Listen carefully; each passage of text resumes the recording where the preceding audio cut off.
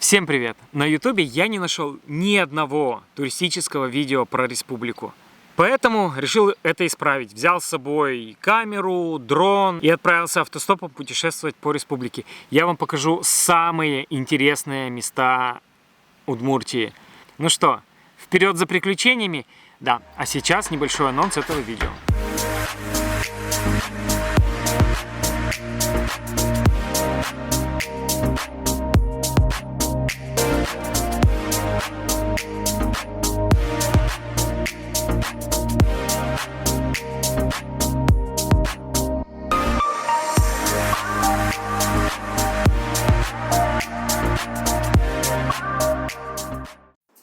Добро пожаловать в один из самых интересных городов Удмуртии. Это Воткинск, крупный промышленный центр региона. Когда оказываешься здесь летом, окружающая обстановка напоминает небольшой туристический городок. Итак, первое место, которое мы посетим в Воткинске, это музей-усадьба Чайковского. Здесь родился и до 8 лет жил известный композитор.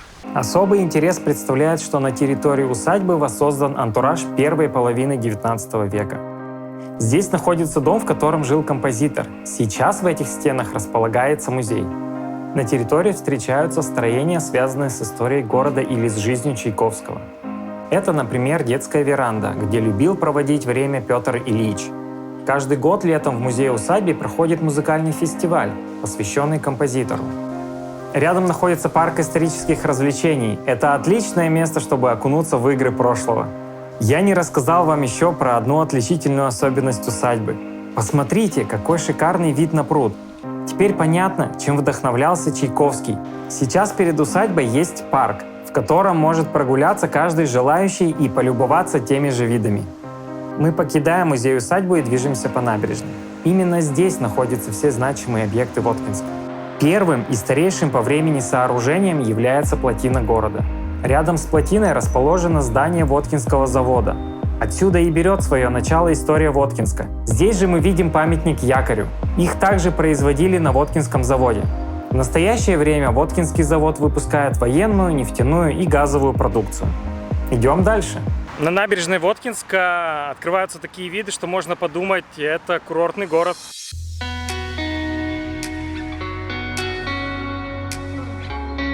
Еще одно место, продолжающее водную тематику в городе, это Воткинские термы. Они представляют собой комплекс бассейнов, бань и саун. В том числе есть бассейн, расположенный на улице. Вода в нем теплая, и поэтому особенно приятно посетить его зимой. Интересно, что сами термы расположены в жилом районе. Жители соседних домов могут наблюдать за весельем в этом бассейне. Насладившись временем в термах, мы отправляемся гулять по историческому центру города. Мне, как любителю архитектуры, нравится рассматривать старинные дома. Наверное, самый неожиданный объект, который встречается на набережной города, это сквер Высоцкого. Высоцкий никогда не был в Воткинске, но это не помешало местным жителям обратиться к администрации города с предложением увековечить имя барда. На денежные средства, собранные жителями города, изготовили и установили скульптуру поэта. Но это не единственное, чем удивляет этот сквер. Здесь установлены таксофоны. Когда вы поднимаете трубку и нажимаете на любую цифру, в динамике начинают играть песни композитора. Продолжая тему общественных пространств, я хочу рассказать о парке «Времена года». Это современный парк, расположенный на берегу залива, с детскими площадками, ухоженными газонами и необычными строениями, отбрасывающими интересные тени. Парк был создан в 2020 году и действительно вызывает желание с удовольствием провести здесь время.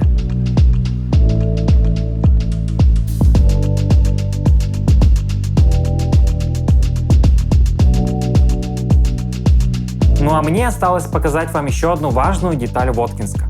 В Воткинске есть частный пляж, и этот пляж платный. Но плата за вход чисто символическая.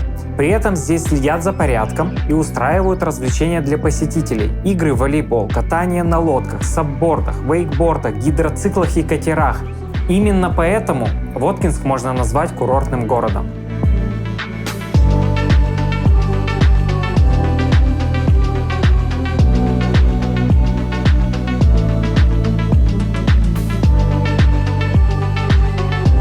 Вот и все, что я хотел вам показать в Воткинске. Город действительно интересный, но впереди еще много впечатлений, и нам пора двигаться дальше. В этом выпуске после каждого района я буду делиться лайфхаком для путешественников. Первый лайфхак по Воткинску. Запасайтесь памятью в телефоне. Фотографировать вам захочется много. Из Воткинска мы выдвигаемся в Шарканский район. Я запланировал посетить 3 достопримечательности и выяснить, почему этот район называют Удмуртской Швейцарией. Мы с вами подошли к усадьбе Толбабая. Толбабай – это удмуртский Дед Мороз. Отличительная черта этого места – много деревянных объектов. Смотрите, какую красоту здесь сделали из веток. Изучая территорию, я набрел на дом Абыда-Кар. Это удмуртская Баба-Яга. А рядом находится фигура дочери Водяного. За избушкой Абыды спрятан дом Лешего, да и добираться до дома приходится через подвесной мост.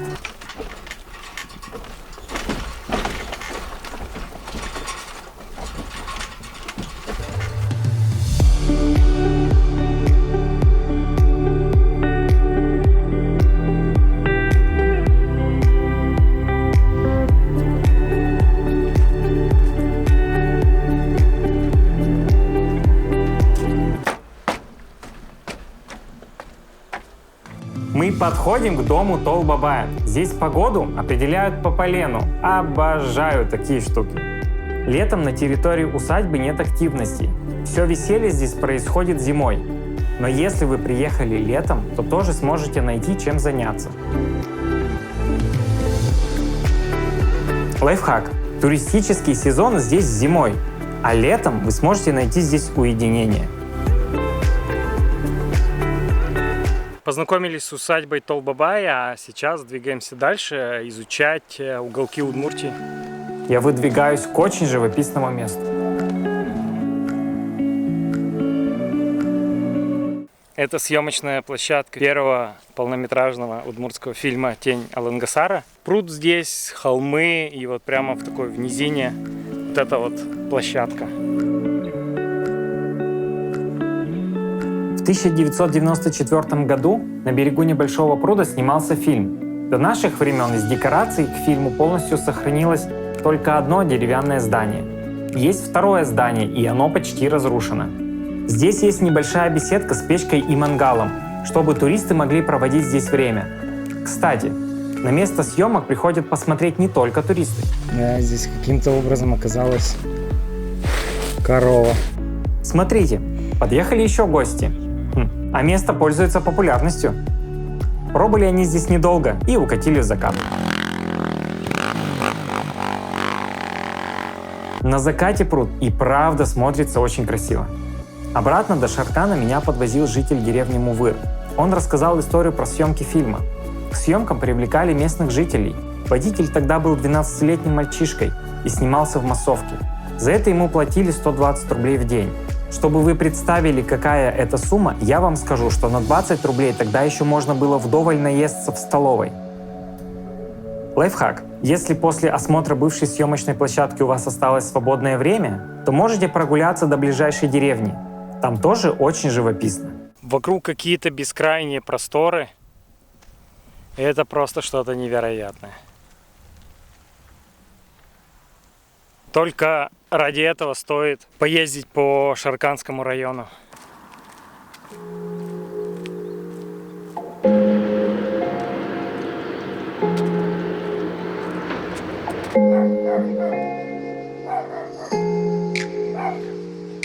Я нахожусь по дороге еще к одному знаменательному месту Шарканского района. Это Кар-гора. Высота горы 265 метров. С нее открываются просто невероятные виды на окрестности. Удмуртия не избалована горами, их всего 2. По дороге к горе мне встречались только поля и небольшие леса, поэтому особых ожиданий у меня не было.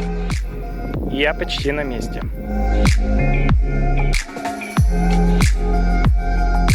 Я на вершине. Знаете что? Здесь есть скамеечки. Это удобно, потому что подъем на гору очень крутой. На вершине горы чувствуешь себя как в фильме. Впереди открывается невероятная панорама местности. это точно того стоит. Забраться на вершину и посмотреть на горизонт. Но виды здесь, конечно, ребята, вы обалдеете.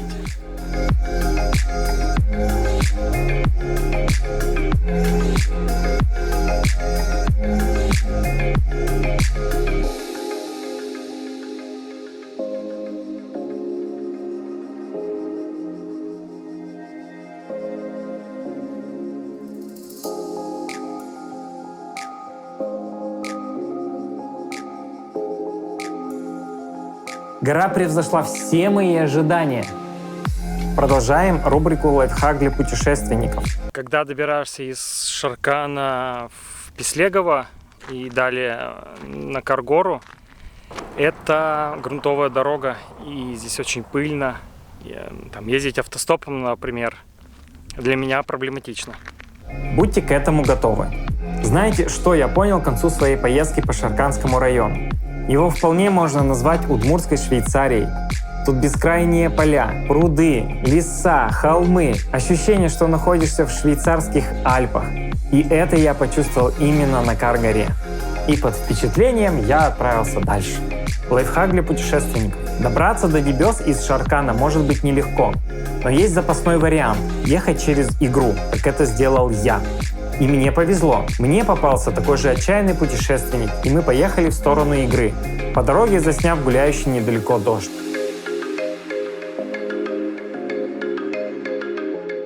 Ну а из Игры до Дибёс я доехал на мусоровозе. И водитель порекомендовал посетить одно место, которое впоследствии станет одним из любимых в поездке. А сейчас я вам покажу одно из самых знаменитых мест в Удмуртии. Путешествие по Удмуртским горам продолжается. Я сейчас нахожусь в Дибёсах. Здесь есть еще одна гора, которая называется Байгуресь. Гора – это одна из достопримечательностей, которая также используется для активного отдыха. Для путешественников это весьма популярная локация. И раз уж я путешественник, то я выбрал более длинный путь восхождения на Байгуресь. Сначала проходим через лес, и тогда нам открывается вид на поле и реку. Я не упустил возможности заснять окрестности на дрон.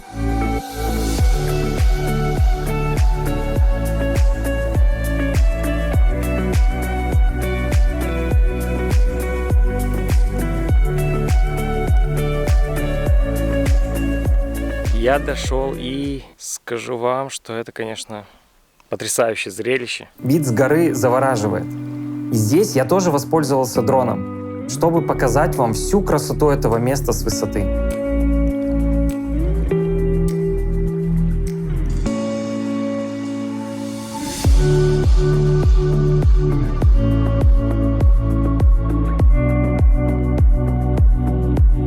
На горе я встретил жителей Дибёс, и они рассказали мне, что где-то в километре от горы есть река в виде сердца. Вызов был принят, и я направил дрон на поиски. Спустя несколько минут я его нашел – речное сердце. Природа преподносит сюрпризы.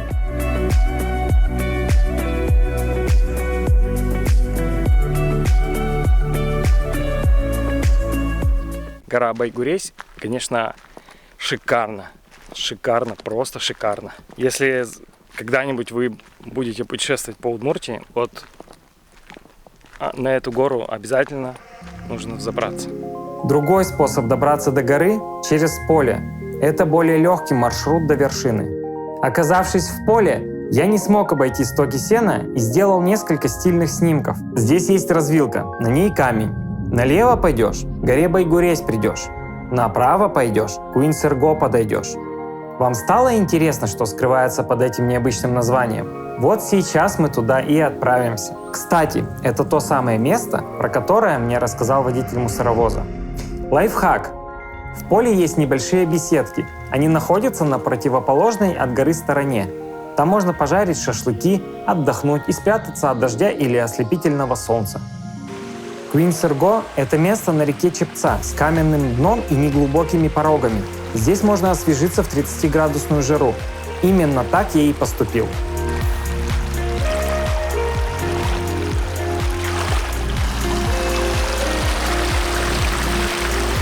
Помимо всех впечатлений, я увидел забавную картину.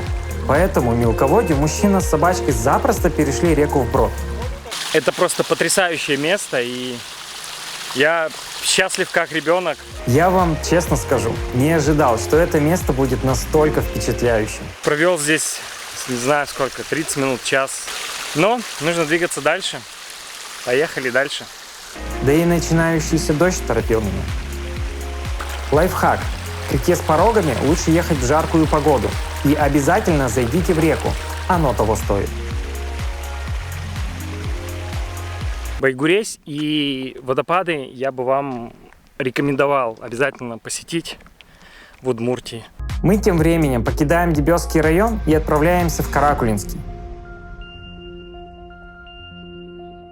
Несмотря на то, что Каракулинский район достаточно небольшой, он все же довольно насыщен в плане природных достопримечательностей. Я приехал на юг Удмуртии, в деревню Зуевы-Ключи, и здесь открываются вообще невероятные виды, потому что тут протекает река Кама. Аж слезы потекли от ветра. Деревня Зуевы-Ключи находится на границе с Татарстаном и считается тупиком. Добраться в соседний регион можно только проселочными дорогами. В Зуевых Ключах официально живет менее 100 человек. Деревня пользуется популярностью среди рыбаков и туристов. Сначала я отправился к живому источнику.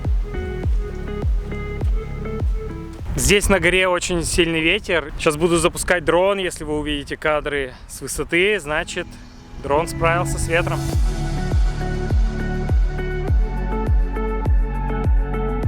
Что привлекает здесь туристов? Зуевы Ключи стали популярными за счет невероятных разливов, образованных на реке Кама. С высоты они напоминают рисовые поля. Красота здешних пейзажей зашкаливает. Ради таких видов приезжают туристы со всей республики. Я спустился ближе к воде. Помимо рыбаков, я увидел милейшую лошадку. Как только я начал ее снимать, она стала позировать и мило бить копытом. Ой, да ты... Здесь просто какие-то потрясающие виды. Да. Удмуртия преподносит сюрпризы. Лайфхак. В Зуевых Ключах есть гремячий ключ. Говорят, что если этой водой облиться, то раны на теле заживут быстрее. Гремячий ключ находится севернее живого источника. Из Зуевых Ключей я выдвигаюсь в сторону природного парка Усть-Бельск. Я решил дойти через поле до ближайших деревень, чтобы иметь больше шансов уехать автостопом до моего следующего пункта назначения. Да и названия деревень по пути уж очень запоминающиеся. Ныргында и Быргында. Эти деревни со схожим названием встречают путников перед Зуевыми Ключами. Удмуртский аналог Вилариба и Вилабаджи из известной рекламы 90-х. Меня знакомые иногда спрашивают: ты где? Так и хочется им ответить: в Ныргынде. Наконец я добрался до Усть-Бельска. Это природный парк в Каракулинском районе. Он тоже является популярным местом среди рыбаков. Этот природный парк называют Бермудским треугольником. Он находится на стыке 3 республик. Это Удмуртия, Башкирия и Татарстан. Когда я, например, здесь гуляю, то у меня постоянно часы переводятся то на час вперед, то на час назад. Какая красота! В этом парке еще есть экотропа.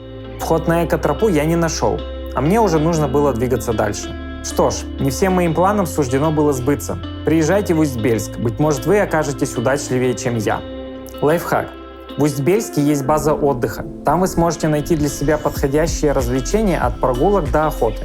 Ну а следующее место, куда я отправился, уникальное в своем роде. Это единственная в Удмуртии пещера под названием Белая. В пещере я шел через поле и лес. Вот через такой лес приходится идти. Я здесь вообще один, никого нет. Страшно, конечно, капец, но я скоро приду. Я добрался до пещеры. Да, это было достаточно непросто сделать. Вот эта пещера, вот она. Но прикольная пещера. Туда я, наверное, не полезу. Там либо проползать нужно, либо гуськом в эту пещеру. Там несколько ходов. Где-то в полный рост можно встать. Для тех, кто любит экстрим, новые впечатления, не боится трудностей, вперед, вот туда вот. Говорят, здесь еще змеи водятся. Цветом как кора деревьев. И лучше, чтобы она вас не кусала. Так мне сказали рыбаки, но уже на обратном пути. Поэтому еще раз вам напомню, что Белая пещера – это экстремальный объект. Самый простой способ попасть в эту пещеру по воде. По земле достаточно проблематично добираться до туда. Лайфхак. Это место еще называют Чагандинские пещеры. База отдыха в Усть-Бельске организовывает пешие прогулки к этой пещере. К вечеру я добрался до Каракулина, чтобы утром продолжить свое путешествие. Рано утром я посетил мемориал «Крылья».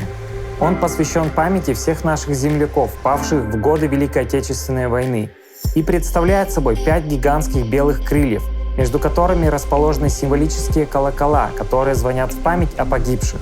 Вживую они выглядят очень величественно. Мемориал, конечно, впечатляет. Только ради него стоит заехать на полчаса в Каракулино.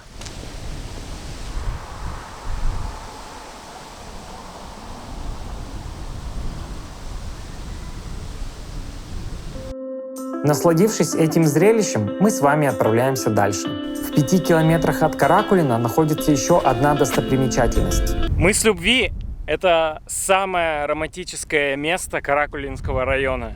Здесь открывается вид на Каму. Просто посмотрите на эту красоту.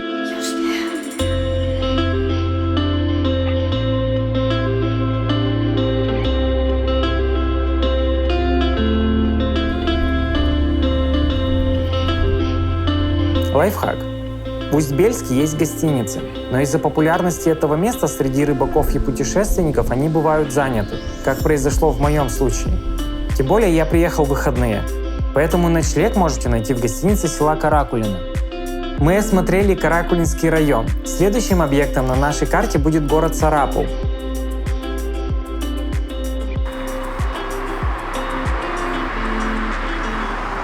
Сарапул – это купеческий город с богатой историей. Здесь очень много архитектурных строений, поэтому посетим с вами самые интересные и самые красивые дома.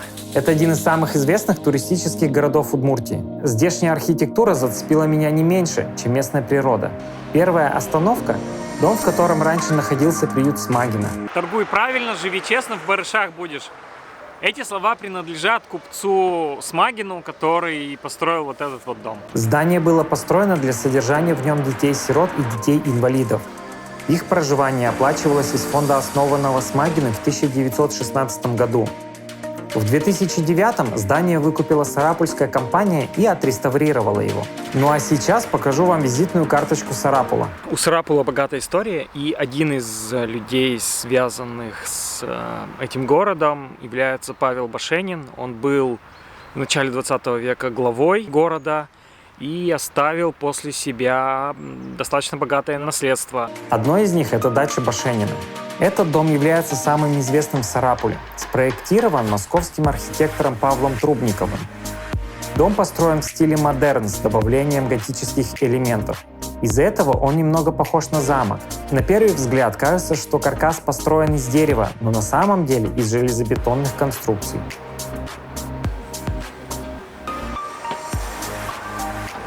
Внутри находится экспозиция, рассказывающая историю Павла Башенина, Сарапула и Удмуртии.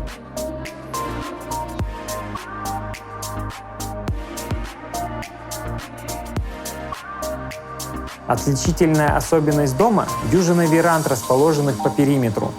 Туристы могут посетить только одну из них. А на чердаке летом проходят тематические выставки. Например, в 2018 году я посетил выставку, где были представлены разные виды обуви. Мне больше всего понравились миниатюрные фарфоровые туфельки. В целом в усадьбе чувствуешь себя как в начале 20 века. За очень короткое время Башенин сумел внести коренные изменения в жизнь маленького провинциального города, ставшего благодаря его начинаниям одним из самых процветающих городов Прикамья.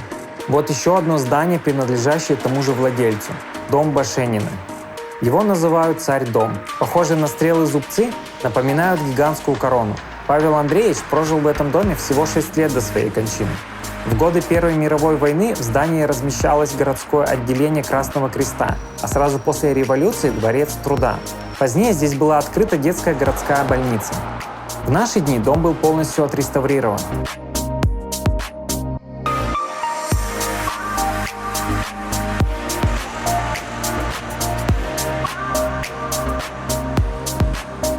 Один из объектов, который построил Башенин, это вот эта вот водонапорная башня. Она была спроектирована и построена архитектором Трубниковым по указу Башенина, чтобы вода подавалась для жителей города бесперебойно. Башня использовалась по назначению до середины 1980-х годов. Сейчас здесь находится ресторан, гостиница и смотровая площадка. Сарапул удивляет не только архитектурой своей и купеческими домами, но еще и горой Урал, откуда открывается шикарнейший вид на реку Каму.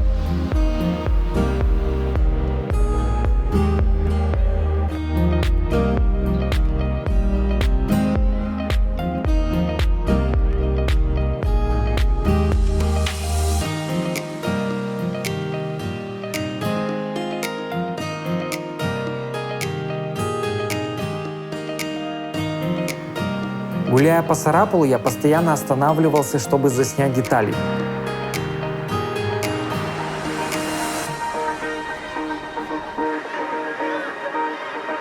Я буквально не выпускал камеру из рук.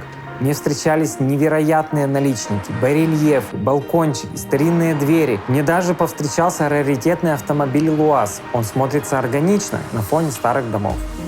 А здесь у нас памятник удивительной девушке, Надежде Дуровой, первой в России кавалерист-девицы. Она выдала себя за мужчину, чтобы принять участие в Отечественной войне 1812 года. Это была ее мечта. Она участвовала в Бородинской битве и была контужена. Пока я снимал видео, несколько туристических групп подходили полюбоваться памятником знаменитой кавалеристки. Ни в одном городе Удмуртии я не видел столько туристических групп, как вижу в Сарапуле. Это еще раз подчеркивает аутентичность этого городка. А теперь расскажу об одной из моих самых любимых построек в Сарапуле, которую видно из любого уголка города. Это пожарная каланча в Сарапуле. Она единственная в Удмуртии и одна из немногих в России. Каланча была построена в 1887 году. Поводом для постройки послужил масштабный пожар, случившийся несколько лет назад, во время которого было уничтожено большое количество городских построек. Это каланча высотой с 9-этажное здание. Внутри находится действующая пожарная часть. Есть еще одна важная социальная деталь, про которую я хочу вам рассказать. У самых значимых достопримечательностей Сарапула находятся тактильные доски. Они появились в городе в рамках программы «Город на ощупь». Это уменьшенные копии зданий с соблюдением всех деталей. Этот проект был создан специально для инвалидов по зрению. Дом Торт. Так называют очередное строение. Это дом кондитера Вольфа. Здание украшено деталями, напоминающими кремовое пирожное. Здесь был магазин сладостей. Дом Вольфа построен в 1896 году местными мастерами. Кондитерский цех, располагавшийся на территории усадьбы, и торговую лавку, связывал подземный ход, по которому свежую выпечку доставляли покупателям.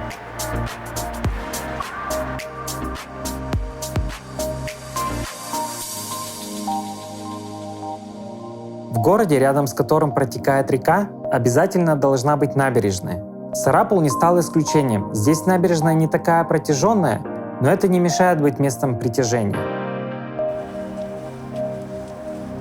Ну и напоследок хочу рассказать вам еще об одной очень знаковой местной постройке. Это дом Корешева. Сейчас это дворец бракосочетания, и он считается одним из самых красивых в России. Изящный балкон над входной дверью, архитектурные узоры на фасаде и много других деталей делают этот дом особенным для Сарапула. Лайфхак. В разных местах города расположены опознавательные таблички и рассказывают о том, где находится какая достопримечательность. Такого я не видел в Воткинске и в Ижевске. Их все я не успел показать на видео, поэтому Сарапул лучше исследовать несколько дней. Пора двигаться дальше. Мы едем в Малопургинский район.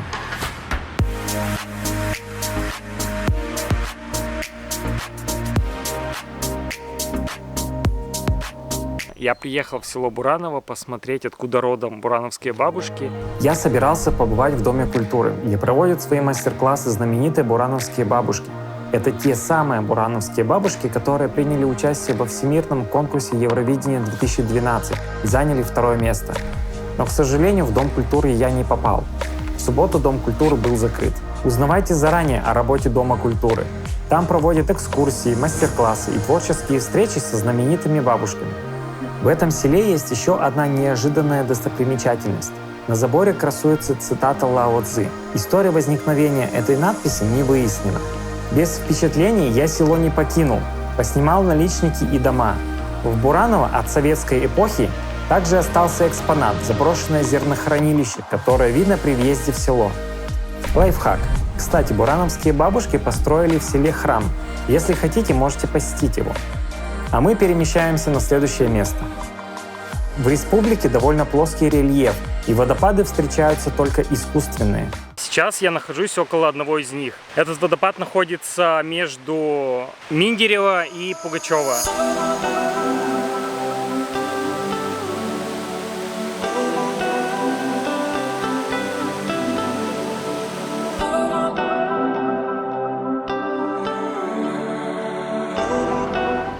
Лайфхак. Вообще, главное правило в автостопе – успеть добраться до темноты и найти, где переночевать.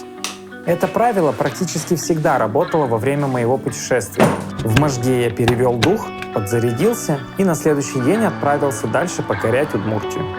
Утром я отправился в деревню Чимашуруча. Дорога получилась живописная.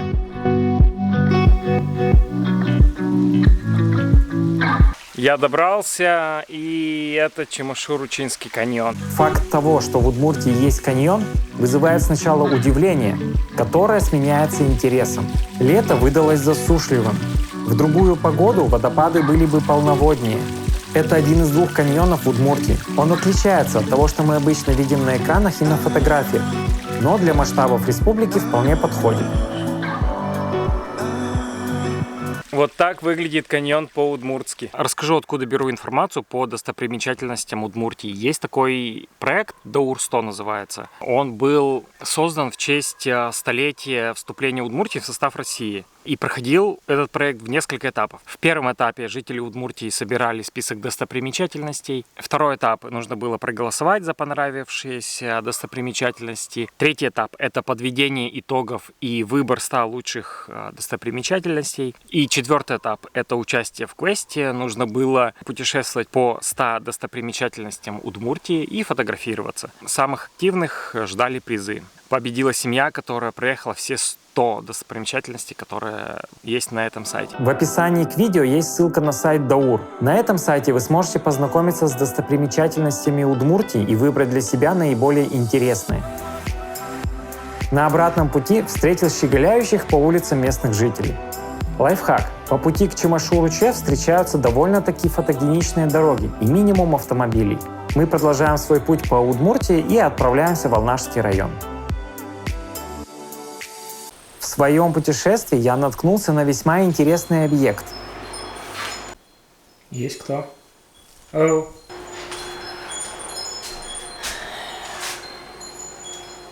Заправка оказалась заброшенной и практически не тронутой. Сейчас вам покажу.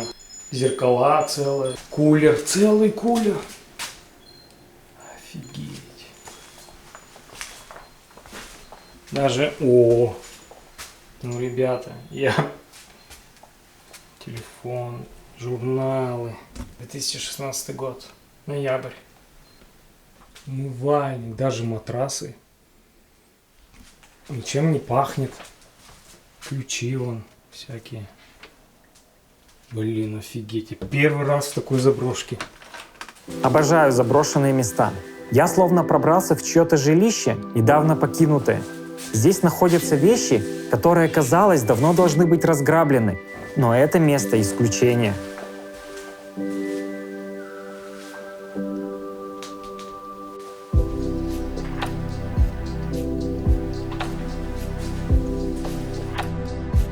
В Алнашском районе настолько красиво, что я устроил себе фотосессию на дороге. И вообще, в Алнашском и Можгинском районе красивая природа. Лайфхак. Но перед этим я заехал переночевать в село Асановский совхозтехникум. Карта показывала наличие гостиницы в этом месте. Гостиница была, но попасть в нее было невозможно. Хозяйка уехала с ключами. Пришлось просить местных, чтобы пустили переночевать. Мне повезло, и эту ночь я провел в тепле. Спасибо неравнодушным людям. А утром я отправился в одно привлекательное место. я нахожусь в Алнашском районе в месте под названием урочище Галюмшура. Галюмшура, Галюмшура, Галюмшура. На самом деле правильно это место называется Галюшурма. Простите мне эту неточность. Все-таки место настолько завораживающее, что в голове спутались буквы. Здесь открывается обалденный вид на Нижнекамское водохранилище, на Каму. Чем интересно это место, тут впадает река Иж в реку Каму. А теперь давайте разберемся с термином «урочище». Урочище – устаревшее слово, которое обозначает народное название любого географического объекта или ориентира, о котором договорились, уреклись люди. На этом самом месте раньше было поселение. Ну а сейчас здесь есть пара полуразрушенных беседок. Встречаются неожиданные надписи. Запущенный вид этих строений напоминает, что в этом месте правит природа. Эта часть Камы самая широкая. Можно смело назвать это место Камским морем. В горах был, на море тоже приехал. План на этот год выполнен. Мне предстоял длинный путь до следующего места, поэтому я перекусил и отправился в дорогу.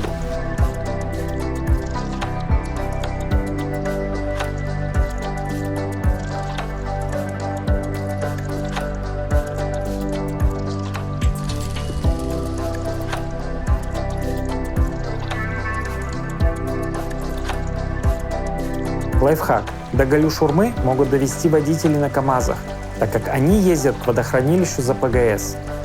После Алнашского района я отправился в Кизнерский. Для этого мне предстояло проехать через Татарстан. Я приехал в Крымскую Слутку. Тут открываются красивые виды на реку Вятку, а под ногами расположены жилища ласточек. Село древнее. Первый храм здесь был построен в середине 16 века. Виды здесь, конечно, шикарнейшие. Но я приехал в эту деревню не из-за видов. Река Вятка меняет свое русло. Из-за этого дома обрушиваются в реку. Уже смыло храм и 5 улиц. Есть легенда, которая гласит, что это село проклято, и большая часть его будет уничтожена рекой. Жители верят в эту легенду и считают знаковым, что первым в реку смыло храм. Это самые впечатляющие кадры, которые я снял в поездке. Выглядит дом на берегу реки, конечно, жутковато. Лайфхак. Дорога из Крымской Слутки в Кизнер плохая, ухабистая, добираться сложно. Поэтому по ней ездит мало машин. Я с трудом уехал из этого села автостопом. Если вы хотите добраться туда с комфортом, то лучше ехать через Татарстан. Я отправился через Кизнер в деревню Старое Бодье. Здесь мне предстояло познакомиться с еще одним каньоном. На пути к каньону в деревне встречались живописные дома и беседки, заботливо построенные у колонок. Ничего подобного я в других населенных пунктах не видел.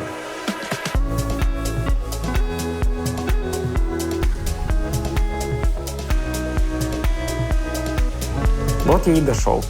Это место называют Аббатскими пещерами или Аббатским каньоном. Аббатские пещеры разрезают деревню на 2 части. Название этого места возникло из-за протекающей речки Аббат. Аббатские пещеры – это, наверное, основная достопримечательность Кизнерского района. Похоже на какие-то гробницы. В этом каньоне очень интересная природа. Посмотрите, какое странное дерево. Казалось, что вот эти пещеры, каньоны закончены, но нет, тут еще продолжение.